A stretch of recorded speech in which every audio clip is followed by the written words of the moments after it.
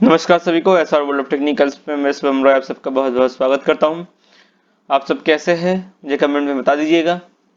चलिए बड़े दिनों बाद हम फिर से एक डीवीएमएस का टॉपिक लेके आए हैं जो कि है डीवीएमएस लैंग्वेजेस। तो कोई बिना टाइम वेस्ट करते हुए चलिए शुरू करते हैं डेटाबेस लैंग्वेजेस को। ठीक है, तो डेटाबेस लैंग्वेजेस क्या है? तो डेटाबेस लैंग्वेज एक ऐसा मीडियम है जिसके थ्रू हम डेटाबेस से किसी भी तरह के कमांड को यूज करने के लिए कम्युनिकेट करते हैं। ठीक है, तो what is DBMS languages? Language use for read, ठीक है, राइट और store data in the database is known as DBMS languages. ठीक है, देखिए एक ऐसी भाषा जिसके थ्रू हम क्या कर सकते हैं, डेटाबेस में रीड ऑपरेशन परफॉर्म कर सकते हैं, राइट परफॉर्म कर सकते हैं, इंसर्ट परफॉर्म कर सकते हैं, डेटाबेस में डेटा को स्टोर कर सकते हैं। इनको हम क्या जो जिस भाषा के थ्रू करेंगे, जिस लैंग्वेज के थ्रू करेंगे उसे हम डीबीएमएस लैंग्वेजेस बोलते हैं। इसका और जो मेन लैंग्वेज जो हम यूज करते हैं वो है स्ट्रक्चर क्वेरी लैंग्वेजेस। ठीक है, जैसे यहाँ पे लिखा हुआ है तो there are several such languages that can be used for this purpose. One of them is SQL, structure query languages. तो डीबीएमएस लैंग्वेजेस के कुछ टाइप भी है। ठीक है, तो सबसे पहला जो लैंग्वेज हम देखते हैं वो है डेटा डेफिनेशन लैंग्वेज यानी कि डीडीएल। उसके बाद आता है डेटा कंट्रोल लैंग्वेज यानी कि डीसीएल। उसके बाद आता है डेटा मैनिपुलेशन लैंग्वेज यानी कि डीएमएल। उसके बाद आता है ट्रांजेक्शन कंट्रोल लैंग्वेज यानी कि या फिर ट्रांजेक्शन कंट्रोल लैंग्वेज या फिर ट्रांसमिशन कंट्रोल लैंग्वेज आप इसको कह सकते हैं, जो कि जो ट्रांजेक्शन्स हुए हैं उनको कमेंट या रोल बैक करने के काम आता है। ठीक है, एक एक करके सबको हम देखते हैं। तो सबसे पहला है, यहाँ पे देख सकते हैं आप डीडीएल डेटा डेफिनेशन लैंग्वेज। जैसे कि आप डेफिनेशन का मतलब से समझ सकते हैं कि ये डेटा को डिफाइन करने के काम आता है। ठीक है, DDL used to specify the database schema, जो भी डेटाबेस का स्कीमा है उसको डिफाइन करने के ये काम आता है। ठीक है, is used for creating table, index and constant etc in the database. Let's see the options we are can perform in the database using DDL. ठीक है, क्रिएट द डेटाबेस इंस्टेंस। तो उसके बाद क्या करना है, हमें क्रिएट कमांड का यूज करते हैं। कोई भी डेटाबेस हम क्रिएट करना चाहते हैं, जैसे हम कोई डेटाबेस क्रिएट कर रहा हूँ, जैसे मैं हम क्या एसआर नाम का एक डेटाबेस बनाया मैंने। ठीक है, तो उसका नाम क्या दिया, एसआर। तो क्रिएट एसआर। ठीक है, डेटाबेस डेटाबेस का नाम हम देंगे क्रिएट डेटाबेस। तो डेटाबेस का नाम एंटर करेंगे तो वो डेटाबेस क्रिएट हो जाता है। उसके लिए हम क्या करते हैं, क्रिएट का यूज करते हैं। उसके बाद क्या, डेटाबेस के स्ट्रक्चर्स को हमें कुछ चेंज करना है तो हम अल्टर का यूज करते हैं। डेटाबेस को ड्रॉप कराना है तो ड्रॉप कमांड का यूज करते हैं। ट्रंकेटिनेट कराना है टेबल को तो ट्रंकेटिनेट कमांड का यूज करते हैं। रीनेम कराना है तो रीनेम का यूज करते हैं। अगर हमें किसी डेटाबेस से किसी टेबल को हटाना है उसके लिए भी हम ड्रॉप का यूज करते हैं।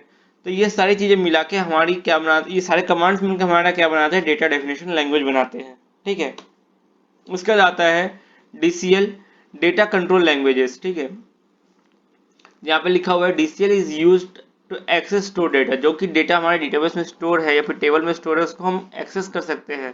किसके थ्रू, ग्रांट एंड रिवोक के थ्रू। ठीक है, ग्रांट एंड रिवोक दो ऐसे कमांड है जिसके थ्रू हम डेटा बेस में मौजूद डेटा को क्या कर सकते हैं, एक्सेस को जो भी स्टोर है, ठीक है, उसको एक्सेस कर सकते हैं। ठीक है, तो इसी को हम बोलते हैं डेटा कंट्रोल लैंग्वेज, जो कि ग्रांट एंड रिवोक है।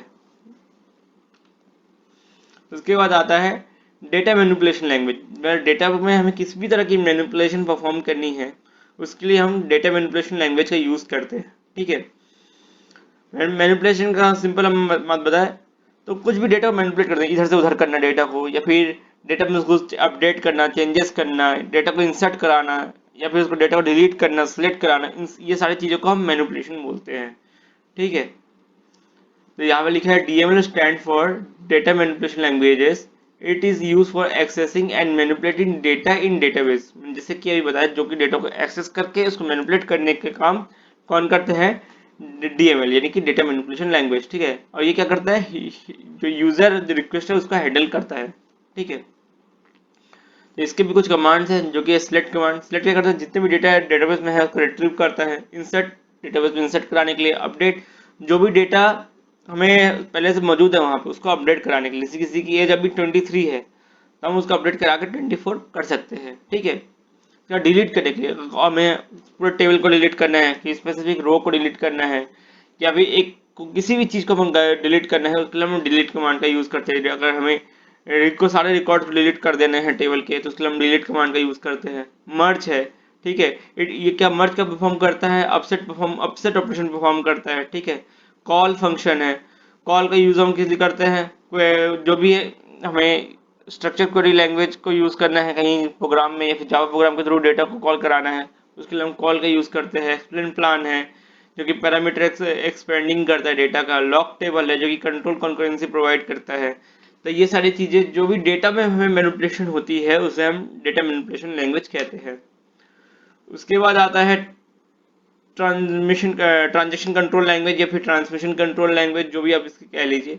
ये क्या करता है, अब जैसे हमने डीएमएल देखा, डीएमएल में हमने कोई ऑपरेशन परफॉर्म किया, उससे अगर हमें कमिट करना है या रोल बैक करना है, उसके लिए हम ट्रांसमिशन कंट्रोल लैंग्वेजेस का यूज करते हैं, ठीक है। तो कमिट और रोल बैक में क्या क्या क्या अंतर है कि मान लीजिए हमें कोई ऑपरेशन हमने परफॉर्म किया, उसको हमें सेव करा देना है तुरंत, तो हम कमिट का यूज करेंगे, ठीक है। लास्ट एक्शन वो हमेशा सेव रखेगा। रोल बैक क्या करेगा, जो हमने अभी ऑपरेशन परफॉर्म किया उसके पहले ऑपरेशन पे वो चले जाएगा रोल बैक में। तो यही है कमिट और रोल बैक का डिफरेंस। तो आज के लिए इस वीडियो में इतना ही। प्लीज़ इस वीडियो को लाइक करें, शेयर करें, सब्सक्राइब करें, ताकि आपको लेटेस्ट वीडियो की नोटिफिकेशन इसी तरह मिलते रहे। तब तक के लिए थैंक यू। जय हिंद, वंदे मातरम।